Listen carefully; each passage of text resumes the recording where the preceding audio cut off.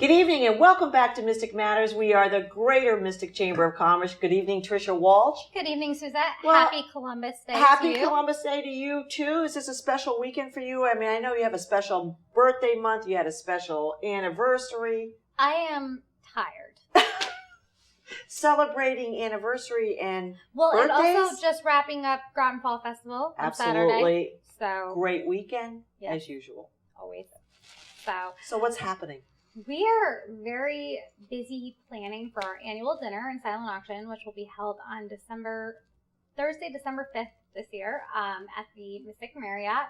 And we are going with, it's our 77th anniversary. Great theme. I'm excited. So we have taken a play on James Bond 007 and changed it to 077 for our 77th anniversary. It's Fantastic. going to be, different types of things going on that will kind of allow for a little more interaction than the normal silent auction theme that we've kind of gone with in the past. We find that people really like to attend these events as kind of almost like a Christmas party, a social event. And when you're all hovering around a table trying to write your number on a piece of paper to win, a gift certificate, that's not really what we want. We want people to be enjoying themselves and interacting. And so all the information is on our website, mysticchamber.org. You can purchase tickets there as well. And there will definitely be a lot of excitement and fun that evening. Yeah, and it always is anyways. It is. And I think, this annual dinner brings out a lot of friends of the community. It does. And it's a time for celebration, not only for the chamber, but also to see those people that are going into the holidays, work, especially small retail businesses, knowing that, there's a long stretch ahead of us. And so it sort of kicks off that celebration. It does. And I have to say, it's also kind of like, once that ends, it's a little bit of a relief on the chamber part, because then we get this kind of downtime through the holidays that we're able to actually enjoy. So.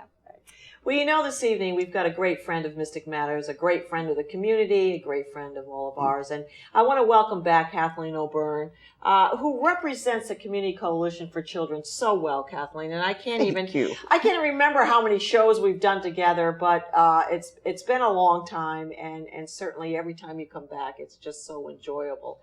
But I will tell you, prior to the show, and it sort of was a conversation, a piece last night at dinner with my husband and I, because he said, so who do you and Tricia have on Mystic Matters? And so I kind of gave him the lowdown and some of our guests. And I said, well, interestingly enough, we are having back to the show Kathleen O'Byrne, and we're talking about teaching children to play. And he said, what do you mean? And when you close into past middle age, I guess, my father used to say, well, someday you'll be talking about all of these things that we brought around the dinner table. I said, Dad, we're not going to talk about these things. I said, you're so old. That's the older generation. Well, guess what? Here we are. And Kathleen, I guess it struck me because, to bring it up, it was so profound that my husband and I actually had a half an hour talking about this, and Tricia and I had at least 10 minutes. Mm-hmm. What are we teaching children to do? We're not actually teaching children how to play. Okay. We're really looking to help teachers, educators, parents, community leaders to enable children to play. Different spin. Yes. Different spin. And actually not just kids. We'd kind of like to have as much fun as you have all the time as adults. 365 days a year. But it's a very interesting concept. And so you're teaching adults, basically. Or yes, adults. though we will talk about the fact that we're also going to have some middle schoolers and high schoolers as part of the program package. And we'll talk with them about how they can play. But basically, our topic is unplugged play matters, or unplugged play matters. So you can kind of go with it either way. Play Angry Birds on your cell phone. That's right. Or That's right. A computer game. You mean actually physical interaction of some sort. Personal interaction. We also are really looking to have children be able to play unstructured. What has happened in the years since you and Yes. I were kids Yes. is that, and we were allowed to roam free and just Right. had to be home by dark, or Oh, yeah. there were rules in each household about when you better be reappearing, but we were free to go. And I've heard older women here in this, older than me, talk about getting on their bicycles after breakfast, and they had a peanut butter and jelly sandwich with them and something to drink, and they were gone for the day. Mm-hmm. And the whole village kind of knew who they were, Sure. and so they were safe. You see, this is what has changed, is that at least parents perceive that children are not safe if they're off playing hither and yon. Mm-hmm.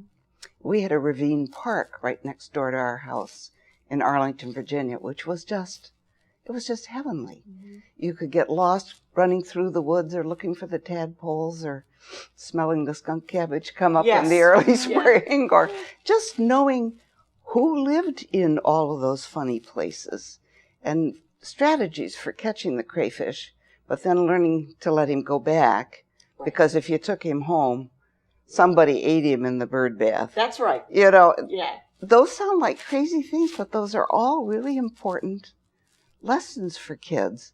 But today what has happened is that parents are frightened that something will happen to their children. They don't know their neighbors in a way like we used to.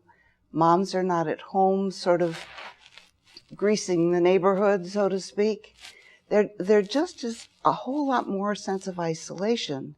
And with that comes concern. So children come home from school, and if they're home alone, then the rules are that they stay in the confines of that house. Right. Which is sometimes a jail. Well, it could feel that way if you wanted to be outside, or if you wanted to be with your friends. So what we're really talking a whole lot about with Daryl Hammond is the fact that as you save play, he calls Kaboom his company, which is kind of a neat name. Yeah. He calls it a movement to save play. And as he builds playgrounds, and he's now been part of more than 16,000 different playgrounds. When I first wrote the bio on him, it was 2,000. And in the period of time, it has just morphed into something amazing. Partly because he's been able to be so entrepreneurial and charismatic, I think. Mm-hmm. And so people want to be a part of something that seems so American. Right. But he focuses on communities where people tend not to know each other, where there's a dearth of safe play area. And so he, and in this case we, as Community Coalition for Children, go into an area that has not yet had a major playground build and work with the people who live in that community to hear from them what it is that they would really like to have as part of the design. And as you hear what it is that they're looking for, a lot of these concerns about safety and visibility and maintenance and, well, who's going to be kind of keeping watch? And, well, maybe I could meet the other moms and we could sit and chat and get to know each other while the kids are playing over there, unstructured play. As that evolves, what really is happening is that you're building a community. Yes. And you're building leadership to move forward on any number of other issues. So something that looks very innocent, like building a playground, really will have a huge impact on the quality of life for people throughout the region, and rather specifically one particular area. So Daryl Hammond is coming to our area. Absolutely. Right? And when is that? He's coming to the Guard Art Center in New London on Monday, October 20th. Okay, so coming up here. And we're asking that folks actually come about 6:30. He's going to speak at 7. But we have gotten the Guard to agree that we can play in their lobby. So Wait a minute. we are going to have you- ourselves a great time starting at 6:30. You're going to play. Yes, we are. And what do you... You're not going to give this away, I can just Oh, tell. we just have hula hoops, and we have Hula balls, hoops. and we have sidewalk chalk, and we have light-up necklaces. Oh, we have just surprises galore. You know, I just want to let everybody know right here that I was the hopscotch queen. Say Okay? that twice, I know, Ellie. I just tried hopscotch. You probably don't even know what hopscotch is. But, you know, you were talking about the chalk, and I just remember my father, you know, coming home with the big driveway, and he would look down, and there was all this artwork. Guess who had to hose it down? So, and back then, I tell you, that chalk was hard to get off. But, you know, after, hope that will not be true as we're cleaning up the garden. Well, I think chalk's a little bit different now, but I mean, you used to do those things. You were creative back then. I mean, And your had parents nothing. let you do that. Oh, absolutely. I mean, he probably put on this act of, He oh did. my goodness, Yes, look at my driveway. What he did. But, you know, that's very important. I think I basically, from this conversation, it's changing the mindset of parents. And so let me ask you, Susette, Yeah. when you were hopscotching, Yes. what were you learning? Well, structure, to stay within the middle there. Mm-hmm. Also, I think for me, who was a very, very active kid, to basically learn how to play with myself. Yep. You know, Occupy yourself. Occupy yourself. I didn't have to interact or constantly have my mother or father sort of babysit me. Mm-hmm. I also learned that I really loved being outdoors, because while I was doing that, you know, I could look up and there were the birds, and just the whole setting of my home. And you know what? I actually felt very safe. You know, as I'm speaking with you, I felt very safe because that's what was taught. My parents said, "You're going to be okay. Just get out there, you know, and seek the world." But I think for me, learning how to occupy myself, learning a little bit of structure, I needed that. I had to draw the lines. I had to stay within the lines, you know, because there was points if you hopscotch out of the lines. So there were a lot of things. And did you Kathleen. do that with other kids sometimes? So I that you were did, yes, competing? because that was it. That's why I won all the time. Always had to win. Yeah, because So once you we were started, practicing. I was practicing. You but rascal. just like when the kids, you had a basketball court. So when the other boys would hear my brother, just all you had to do dribble was dribble huh? a bit, and then kids would come. When the kids, yes, when I was doing my hopscotch, I saw the other little girls. They say playing hopscotch. They would come. What it did for my mother, though, she had to, you know, bake brownies or do something so we'd have a little treat. But yeah, it was Cool. a calling. It was a calling for the other children. And Tricia, how about you? Well, when we were younger, we were forced to, this was elementary school, when we came home, we were allowed to put our things away, and then we were to be outside until dinner was ready. Right. And my mom, I think it was her time to nap, get a little break. Right. But we would do, we used to put on plays. I remember that. And I would always, I'd be the director, the lead actress, you know. Well, that doesn't surprise me. Yes.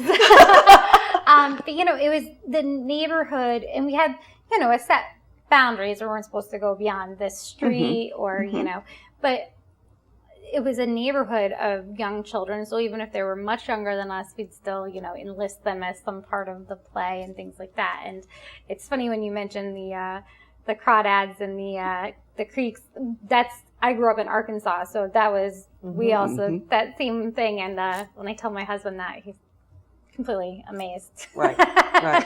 But yeah. So a lot of creativity and a lot of imagination going on. Absolutely. You know, always and the planning. mixed age group, that's another really significant dynamic. I brought a book with me. It's Peter Gray's book called Free to Learn. And it's a new book, out this year. Free to learn. Free to Learn. And he makes quite the push that kids need just plain unstructured time. Now, when we go by the playing fields, coming here to do our telecast, we see kids out very much in team practice. That's not the unstructured play that Peter Gray is talking about. That's important too. But just absolutely unscheduled time where one follows whatever it is that intrigues you until it's over. And then you kind of snap out of it as if, oh, I forgot it was right here, To get that involved in a play that you've made up or some kind of scenario that you're acting out, and to do that with a mixture of ages of kids teaches the older kids to remain playful longer, and it helps the younger kids to model. And they're safe within the context of the older kids who will tend not to let them do something that would be dangerous. So it's just a dynamic that, again, we don't see very much of. Our kids tend to be segregated by team age groups so that you're kind of homogenized in that way. So it's not to say that one piece of that is bad. It's just finding the balance. Yes, that's the key in our lives, really. And for the older kids, I think immediately adults tend to think that there's this humongous amount of time being put in on video games and computer interactions of one sort and another.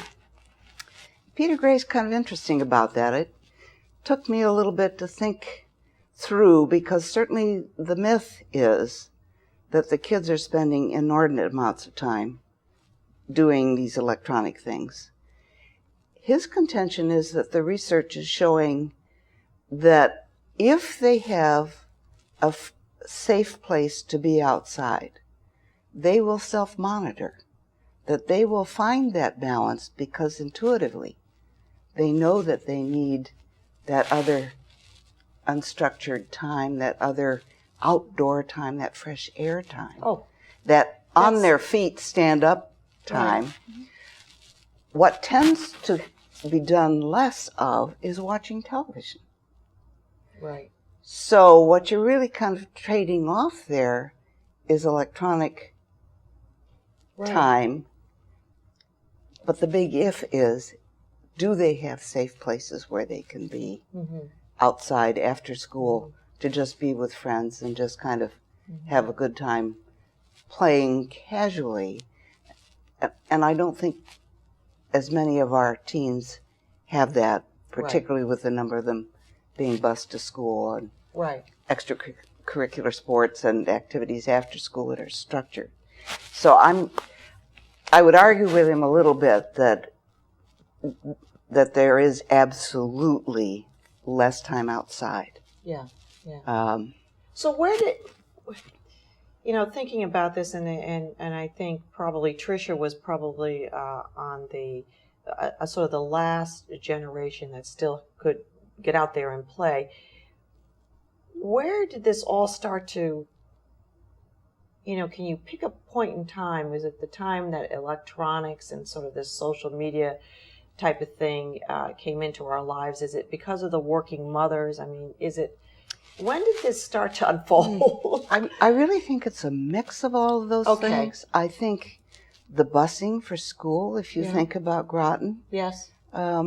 Very few kids actually walk to their elementary schools just because of the nature of the locations and the attempted mix to integrate all of our schools appropriately so that people are getting on a bus at a certain period of time, and at the end of school, they're back on that bus immediately. So then the question is, when they get off the bus at home and they have to be met by an adult, then do they just disappear inside, or could those communities say, okay, after we've kind of had a 20 minutes worth of catch up for the youngster to kind of deflate after school and have some cookies and milk or whatever, or fruit, or good things that Dr. Katz would recommend.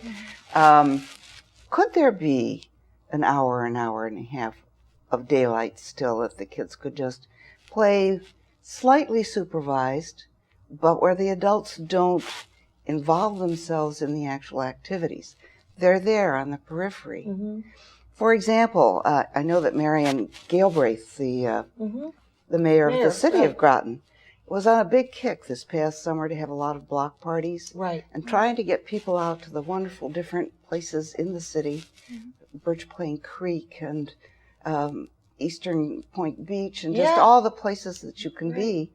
But also to say, after dinner, sit outside on your front stoop and simply chat with your neighbors while the kids are playing hopscotch on the sidewalk in front. Get to know your neighbors. Try to reconstitute some of that simpler time instead of just as soon as dinner is over, and how many people even sit down to dinner together, just then turning on the television and that's the end of together time. Right. Right. So I think it takes imagination from a wonderful former teacher. Right. This is where her education background really plays in.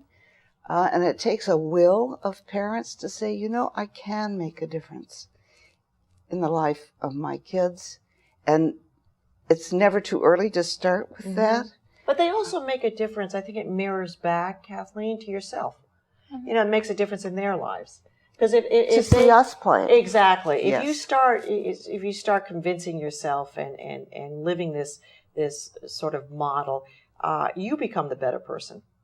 Oh, absolutely. You know, if you're teaching this type of sort of play idea, and it's interesting, you know, when we were talking about it, you know, when you had to be home or whatever. I mean, there were rules, but there weren't these sort of they weren't suffocating. Exactly. I mean, our thing was just be home. We always had to have dinner together, so be home before your father gets home, so that you're all washed up and you had your homework done. And you know, a child like myself, I always had a little bit more homework. I paid attention in school, but you know, there were other things that I was interested in. But you know, there was that. But in the meantime, between that time after you had your snack out of school, my mother didn't see us until my father had to be home before your father got home, so you could sit down and eat together. But where I was or what I was doing, I wasn't doing anything bad. I was playing in the neighborhood, doing something, picking the dandelions and trying to make a bouquet out of that, you know, and bringing it home. And I did do that. I used to take this little twine and make a big bouquet of dandelions, you know. I think it's funny because I think the phrase, I just remember when I was younger, you know, you run across the street to your best friend's house and you knock on the door and you'd be like, can Jean come out and play? And I'm like, I don't think that people even say things like that anymore. No. Like, go knock on the door and actually ask, can they come out and play? Right. But you used to constantly say that. Yes, you'd go, you would, that's what you would do. Can Jean come out and play? I mean, when was the last time a child did? I don't even. Well, I think they would even that. text at this point. Can you hang out or right, whatever? right. Know, They even sort of at a go young home. age. Yeah. And that's it, you know. So this is really interesting. It's really a cultural shift. And it's not going to be easy, but it's important work to do. And a favorite quote that Daryl Hammond uses a lot is that play is children's work. Yeah. It's the way they test out their abilities. It's the way they kind of hone their creativity. It's the way they figure out who they are. And if we kind of keep shielding them and structuring them everywhere, they don't get a chance to do that. Kathleen, is it too late? No. No, absolutely not. I asked that question, and of course I was coming from these different angle because I see it is hard work. It's going to be hard work. Let's put it that way. And I still think, and thank you for these programs and for Daryl Hammond, because if we don't start now, what is that future going to be?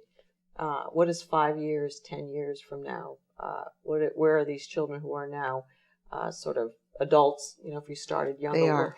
Where is, and then of course they're going to raise their children, and it's going to be that domino effect. It's going to be a lifestyle that they're just following along the same pattern. So there's got to be that breakthrough, and I think you're doing a job, you know, for doing that. So let us know again, what day is this? Daryl Hammond's coming to the Guard, and what time? He's coming Monday, October 20th, so That's a great. week from tonight. And we ask you to come at 6:30 and come play. Come play the hula hoop. Bring your chalk and show us how good you are in the hopscotch. Well, you know, Kathleen, you know what I'm going to do now is I'm going to practice, go home and practice. because I don't lose in hopscotch. Okay, I have to win in hopscotch. But the hula hoop, that was another hula hoop. Think about that. When was the last time? I haven't seen kids on a hula hoop, or even on their bicycles with a little basket in front. You know, I was blessed. I grew up in downtown Mystic. I had to get on my bicycle, and at the time we didn't have mailboxes, so you had the post office. Oh. And then you had IGA, or I think it was IGA around the corner, and yes, it was. And you had to pick up your milk and put it in your basket and go home. So you had responsibilities. I had responsibilities, but I want to tell you something. I played along the way. Yeah. And I'm sure you did too. I definitely did. Tricia. But Kathleen O'Byrne, thank you so much once again. This was a topic of conversation with my husband and I, so you know how important it is. And get out there this Monday, October 20th, to the Guard, and I promise you'll play.